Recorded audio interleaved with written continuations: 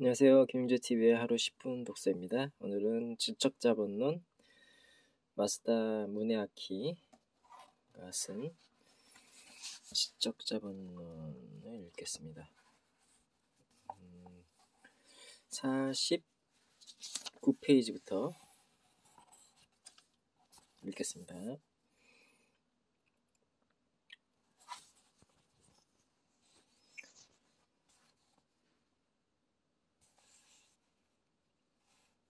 제한 능력이 있어야 한다.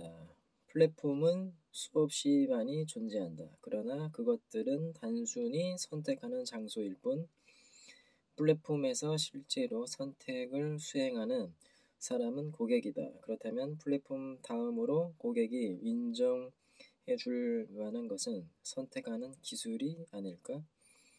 각각의 고객에게 높은 가치를 부여할 수 있는 상품을 찾아주고 선택해주고 제안해주는 사람. 그것이 서드 스테이지에서는 매우 중요한 고객 가치를 낳을 수 있으며 경쟁에서 우위에 설 수 있게 해주는 자원이다.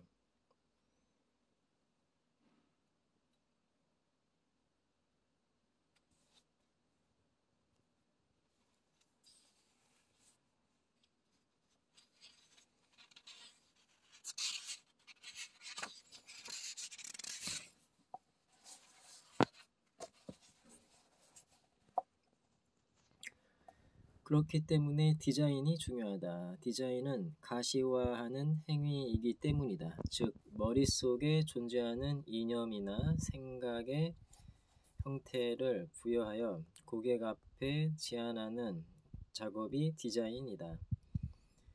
디자인은 결국 제안과 같은 말이다.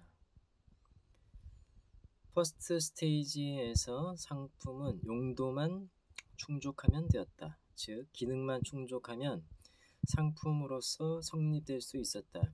유리잔은 액체를 담을 수 있으면 그만이었기 때문에 디자인까지 고려할 필요가 없었다. 그 뒤를 이은 세컨드 스테이지에서도 선택을 하는 사람은 고객 자신이니까 디자인은 부가가치라는 식으로 표현할 수 있었다. 그러나 지금 우리가 생활하는 장소는 서드 스테이지, 제한 능력이 있어야 하는 시대이다. 제한은 가시화될 때 비로소 의미를 가진다. 디자인, 그러니까 제한을 가시화하는 능력이 없다면 또 디자이너가 되지 못하면 고객 가치를 높이기는 어렵다. 우수한 디자인은 라이프 스타일에 관한 제안을 내포하고 표현까지 되어 있는 것이다. 예를 들어 밀봉선이 높은 세련된 텀블러 글라스라면 그것을 선택한 사람에게 아웃도어 라이프를 즐기는 계기를 만들어줄 수 있어야 하고, 섬세한 의장이 들어간 와인 글라스라면 때때로 양질의 와인을 즐길 수 있는 여유를 가지라는 메시지를 전달할 수 있어야 한다. 바로 이러한 라이프 스타일에 관한 제안이야말로 기획회사가 완수해야 할 역할이다. CCC의 중심적 철학은 앞에서 예로 든 고객 가치와 이 라이프 스타일 제안이라는 두 가지 단순한 키워드로 요약된다. 다시 츠타야를 예로 들면 나는 지난 30년 동안 츠타야의 상품이 DVD나 CD, 초기 단계에 그것은 비디오 테이프나 레코드였지만 또는 책이나 잡지라고 생각한 적은 한 번도 없다. 눈에 보이는 그런 단순한 상품이 아니라 각 상품의 내면에 표현되어 있는 라이프 스타일을 고객에게 제공하는 것이야말로 진정한 상품이라고 생각해왔다.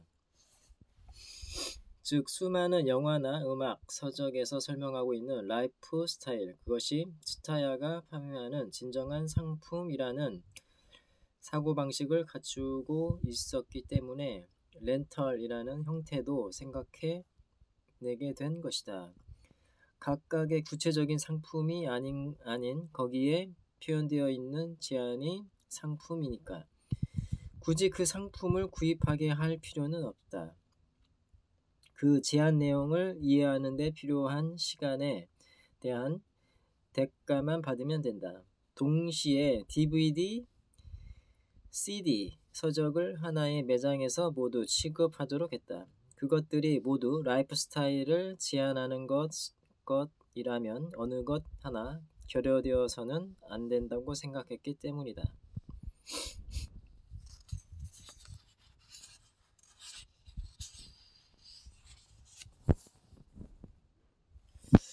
하지만 츠타야를 창업할 당시에는 단순히 이런 삼위일체의 매장을 만들려 한다는 것만으로도 이다나 취급을 받았다.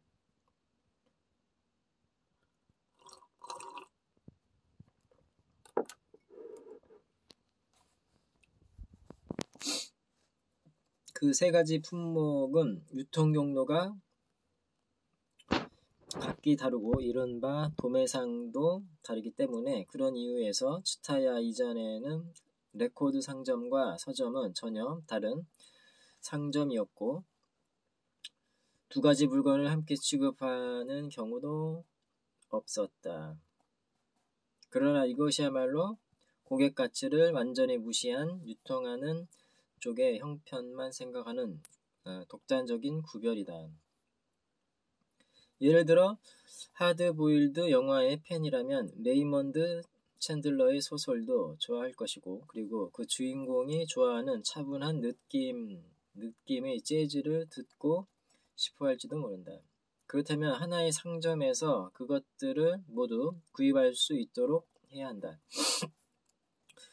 고객 가치를 첫째로 생각한다면 필연적으로 도출되는 정답이다. 나는 이 업무 형태를 MPS, 멀티 패키지 스토어라고 불렀고 사람들에게 이다나 취급을 받고 배관시당하면서도 이것만큼은 절대로 양보할 수 없는 마지노선이라 생각하며 지켜냈다.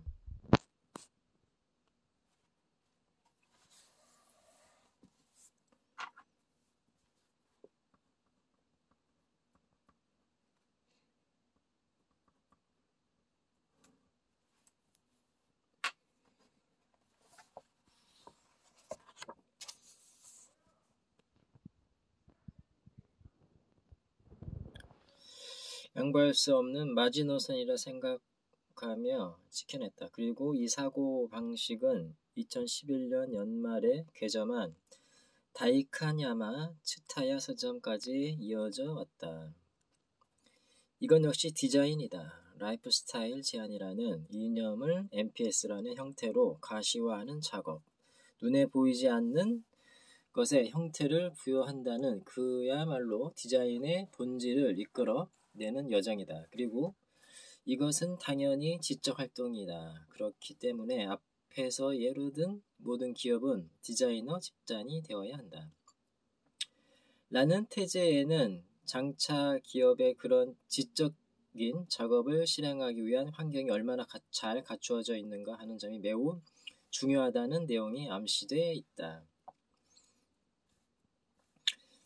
지금까지 기업을 성립시키는 기반은 재무 자본이었다. 퍼스트 스테이지나 세컨드 스테이지에서는 자본이 당연히 중요하다. 충분한 상품과 플랫폼을 만들려면 자본이 필요하기 때문이다. 그런데 소비사회가 변하면 기업의 기반도 바뀌지 않을 수 없다. 아무리 돈이 많아도 그것만으로는 제한을 창출해낼 수 없기 때문이다. 그렇다. 앞으로 필요한 것은 지적 자본이다. 지적 자본이 얼마나 축적되어 있는가 하는 것이 그 회사의 사활을 결정한다. 재무 자본에서 지적 자본으로 그런 이유에서 나는 이 책의 제목을 지적 자본론으로 정했다.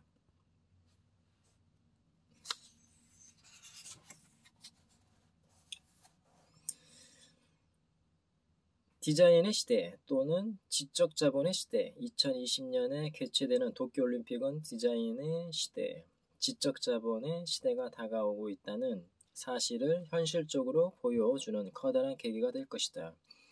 도쿄는 2020년을 전환점으로 삼아 거대한 디자인 센터가 될 것이다. 이 예견은 역사를 돌이켜보면 이해할 수 있다. 지금부터 약 반세기 전에 도쿄는 하계올림픽 개최 도시로 선정되었고 그것이 도쿄의 인프라를 비약적으로 증가시켰다. 홋카이도 신칸센 슈토고속도로, 일본 최고의 고층 빌딩인 호텔 뉴 오타니도 당시 올림픽 때문에 건설되었다. 네, 오늘은 여기까지 읽겠습니다. 감사합니다. 김용재 TV였습니다. 구독과 좋아요, 댓글까지 부탁드립니다. 감사합니다.